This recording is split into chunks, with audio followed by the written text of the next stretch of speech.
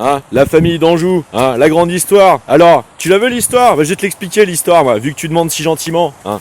Alors, la mère d'Anjou, la mère Macrel, hein, qui exploite des gamines dont les familles en fait sont issues des insectarisations par les témoins de Jéhovah sur la côte, hein, dont parce que j'ai été entraîné à être mis en coloc avec elle et dont j'ai pris le plus grand soin, je finis par me faire accuser d'interférer dans les relations pour les protéger en fait des prédateurs sexomaniaques en série qui tissent leur petit réseau avant de les inféoder à la corruption qui est en train de gangréner l'armée française avec le narcotrafic. Hein, et c'est moi le problème. C'est moi le problème qui les défend de leurs ex pétant des durites, menaçant de les agresser.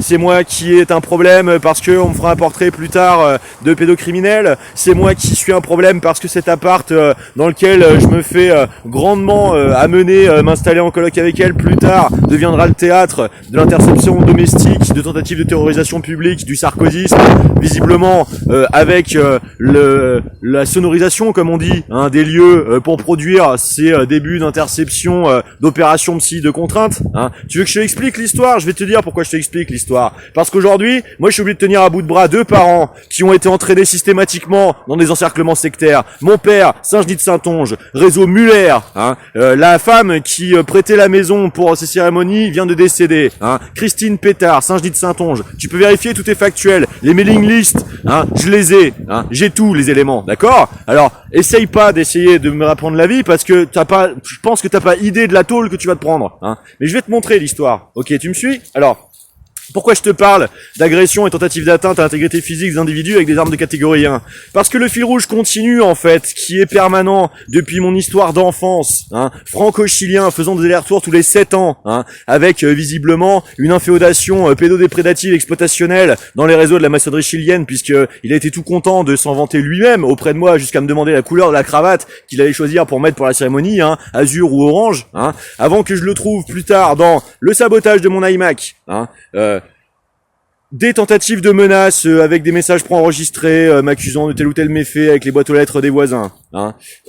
L'organisation de campagnes d'ostracisation, de dénégation et de manipulation psychologique pour me faire perdre tout le capital culturel personnel ayant été investi dans nos années en fait d'amitié dans le développement des premières associations. Hein. Où il ira jusqu'à lâcher des petites phrases du type c'est comme ça qu'on fait au Chili, un coup d'épée dans le cul.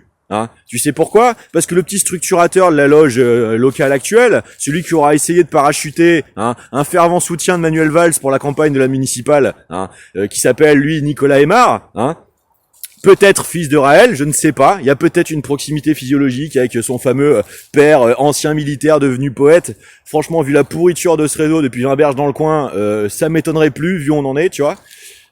Et alors, regarde. Alors, ici à côté, tu vois, l'autre baraque que tu vois derrière là, c'est tout le potentiel lieu de la Memouna sur laquelle a été brodé tous les racontards de l'opération Zoé Sagan, hein, dont la photo d'emblème en fait, avec le tatouage d'un cœur sur l'arrière-bras gauche, hein, et celui d'une ex, ou plutôt peut-être d'une opération d'infiltration, de tentative de dévastation psycho-affective, réexploitée derrière toujours par le même bonhomme, Miguel Bahamondes Roras, hein, le fameux aiguillon, hein, de la tentative de couture à la Pépé Shlomo, hein, de mon profil psychocomportemental dans le but, hein, de pouvoir s'assurer du contrôle de ma destinée pour préserver les intérêts locaux préexistants, hein, vraisemblablement, parce que c'est ça la conception que vous avez, vous, là-bas, dans ton réseau, là, hein, des droits fondamentaux et de la réciprocité, de l'équité, de l'égalité, des principes, des droits et devoirs, en fait, pour concept de la citoyenneté. Parce que je vais te dire ce que t'es, Pacôme, hein.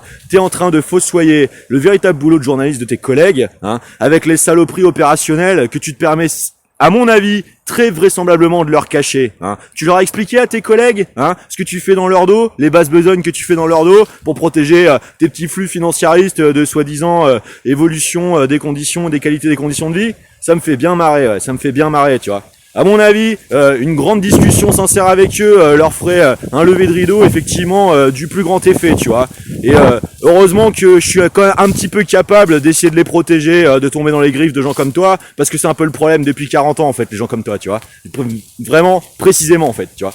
Voilà. Alors, on continue, hein, parce que tu vas voir la permanence en fait de système de sandwich à la merde que je suis censé me taper avec toutes ces joyeusetés en fait, hein, de silenciation depuis plus de 25 ans, hein. Alors qu'est-ce qu'on a ici à côté là, l'autre maison là? Ah, alors je vais te montrer. Alors devant il y a le van, hein. Alors celui qui l'occupe actuellement,